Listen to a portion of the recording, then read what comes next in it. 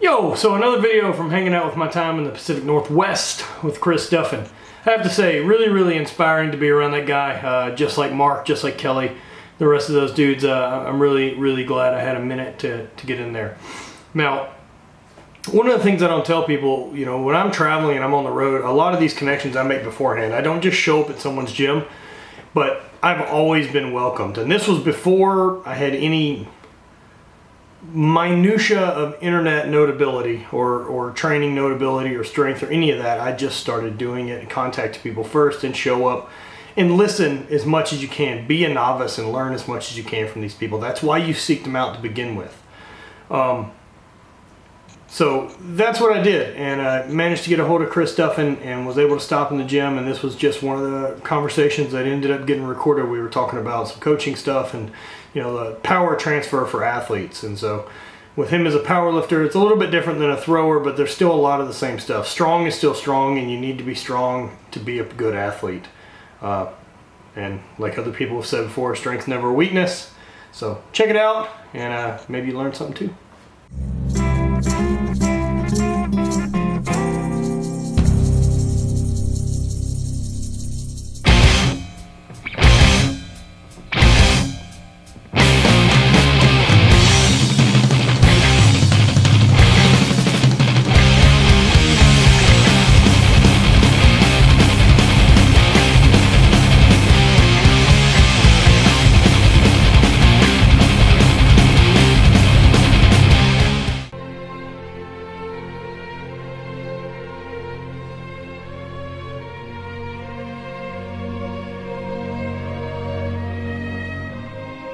Just straight up to your side, and you push this way with the right foot. Okay. Like, so, I mean, you can turn the right foot, okay, and the arm doesn't move. Like if you just stay loose. Whereas as soon as you separate and put the shoulders behind the hips, so you try to turn your torso back, you can't turn the right foot without pushing pressure here. So it's that idea of creating from here. I can put the hip and the hand doesn't go anywhere. But if I'm here, I can't do anything with that right foot that doesn't transfer to that hand. Right. Yep. So that's how I apply force here, not here. Right. These are way better muscles. Exactly, and that's exactly what we're trying to do is take this power, transfer power from the ground through this medium. This is where we create our most power from, into whatever distal. That's almost every sport, isn't it? Right, and, you know, getting that spine in the right position and getting things lined up. It's not that you have to stay here. I mean, I can do the same principle.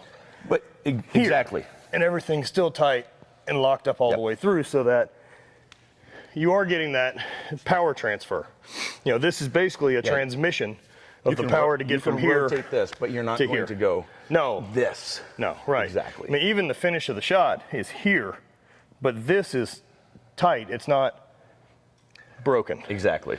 I mean, everything changes in angle for the throw based on the shoulders. You're not getting angle for throwing by going this way. It's always going to be here, but it's here, but it's broke at the hip, not exactly a big arch. Yep.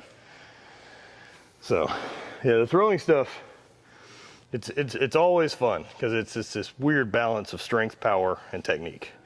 And so there's this, you know, once you kind of hit, you know, kind of a final plateau of enough training years and your technique's sufficient, it's, you know, if I want to get faster, I tend to lose a little weight, and then I'm not as strong. And if I want to get stronger, I gain weight, and then I'm slower. And so it's like, well, then I'll fix technique, and so it's just always a weird spot you're trying to find in the triangle between those three that, you know, that you're the best at. And it's always something, especially with 9 events. It's like, well, you get one of them dialed and not pay attention to it for a week, and then it's fucking gone. It's like, oh, cool, yeah, I don't fix that again. That's what we were talking about yesterday when you were competing. I'm like, I can't believe it's like one event after. I'm like, Matt, how do you train for this? Well, it's tricky. Throw 3 days a week. Gonna do it. So that's people say that too. It's like, you know, you got really good in a relatively short amount of time, like, you know, with the weights and stuff like that. And the 56 is brutal. The spinning around with a 56-pound weight is just mean. And What'd you do? I was like, well, for the first 2 years I threw, I did 60 reps a week with it. I got better. And that's, it's the 10,000 hours or 10,000, whatever it's going to take to become, mastery of something, to a certain level. And I think that's throwing for sure. I think that's something that gets lost in weightlifting, in my opinion, is it's such a technical thing that unless you're going to fix the technique to where you can efficiently transfer the power the strength you have, fix your technique first. Yep. Well, that's a big thing. So a lot of people, like in powerlifting, forget that. They think about it's getting stronger. And this is why I've said this and I've written this many, many times. My goal is not to be the strongest. My goal is to lift more weights than everyone else. Right. Which isn't necessarily the same thing. I beat people that are way stronger than me all the time. Right. But people, they watch my squats. How do you stay in such perfect position? Because I've trained it. Exactly. 100,000 It's all about reps. efficient power. How did you, over this period of time, put 140, 150 pounds on your squat? Yep. Well, look at my squat before, look at it now. I've gotten a little bit stronger. Maybe I've added 50 pounds to my squat. Sure. Strength-wise. Yeah, but efficient. You've built up the stability stuff that you're strong enough to maintain the positions that there isn't a weak link that's going to break. Yeah. Well, you watch me fail on a squat and watch some of the people that I train. Yeah. It looks like this. Boom, boom. And done. Yeah. Nothing ever breaks down. Right. Because, that's, yeah. Anytime we break down in that manner, it tells us that we're not maximally transferring power. Right. So if our technique is breaking down, it should just stop. But I that's can't a lift the weight. mistake people do. I'm not strong enough anymore. There's definitely, you can do technique work at really submaximal weights, but it's not the same as having my shit together for, a 95% rep is a totally different ball game, and you've got to spend time in that wheelhouse. Exactly. This is the whole foundation, actually, of like my what I call heavy speed work. Okay. So it is the fact I'll work up to that. Let's say it's 95%. Okay.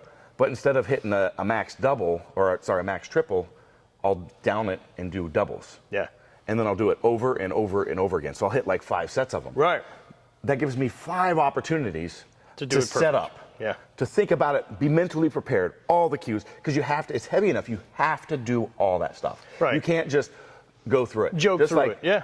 Some people, and you could do it with some speed work and stuff too, but I often see like people do speed work, and that doesn't look like you're just in bad positions. It doesn't look like anything at all, Right. like once they actually apply heavy load.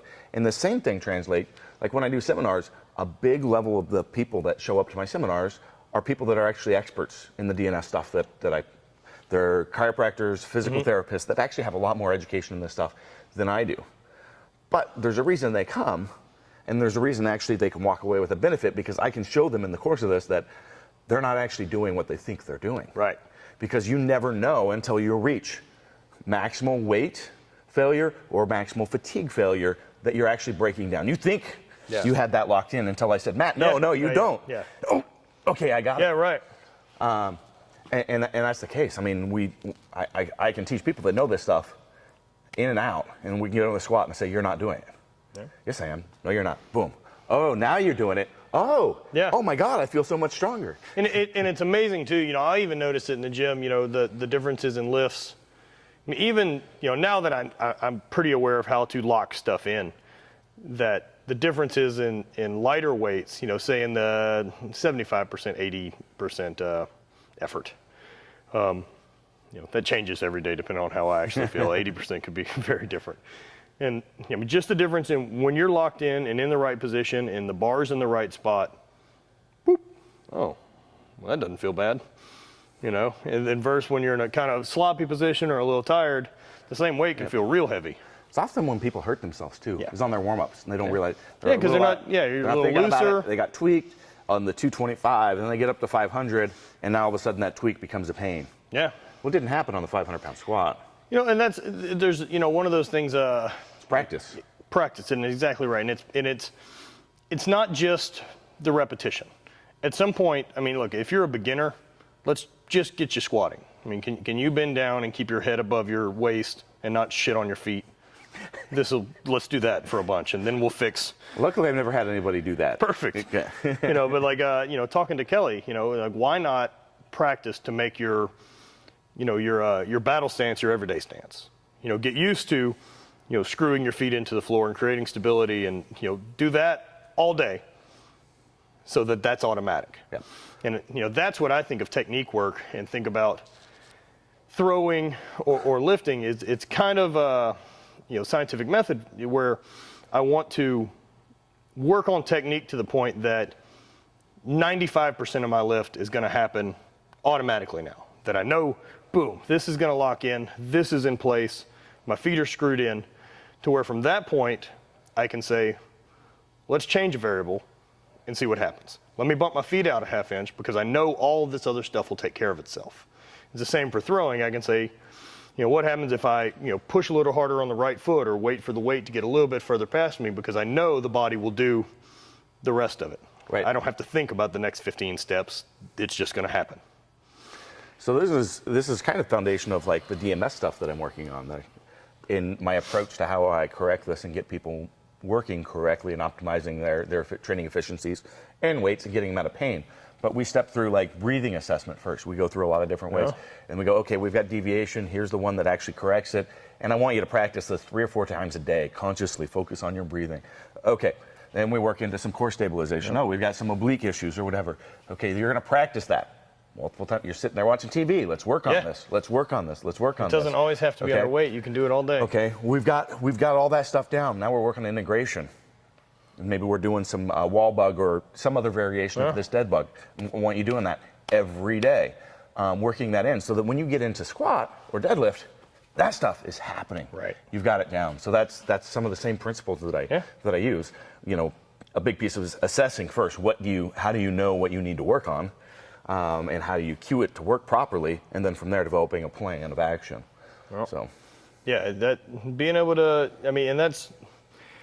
This area here is the trick for any performance. It's if it's weak and sloppy, and you put a lot of force trying to transfer through a piece of spaghetti to something else that's going to have to either transfer that force or create force, and spaghetti's not going to cut it. That's why you build something solid in the middle, so that there's no loss of power. Exactly. We don't want loss of power, and we don't want down regulation. Right. So. And I didn't misspeak when I said DMS earlier. So this is the Duffin Movement Series. Okay. Or Duffin Movement Systems.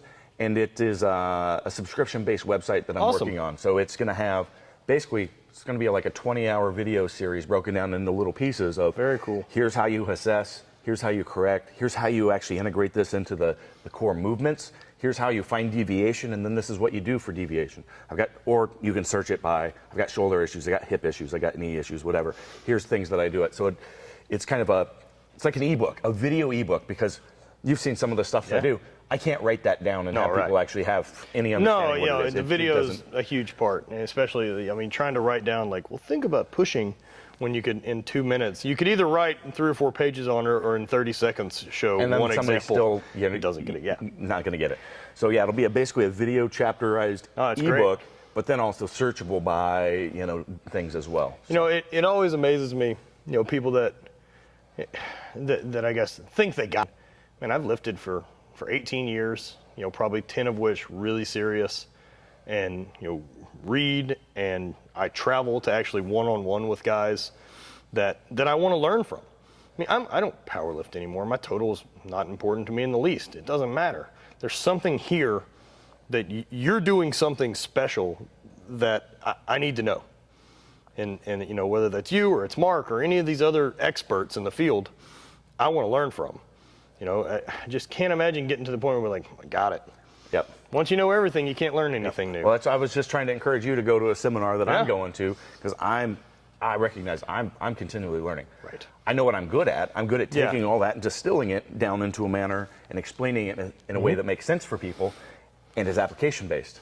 And I think that's probably the biggest shining thing of good coaching in my book isn't that you've got all the information. The perfect example of that would be to say like Shako. That guy's a ton of information and been around forever, but the fact that he speaks Russian and I don't, probably be really trouble for me to try to learn from him.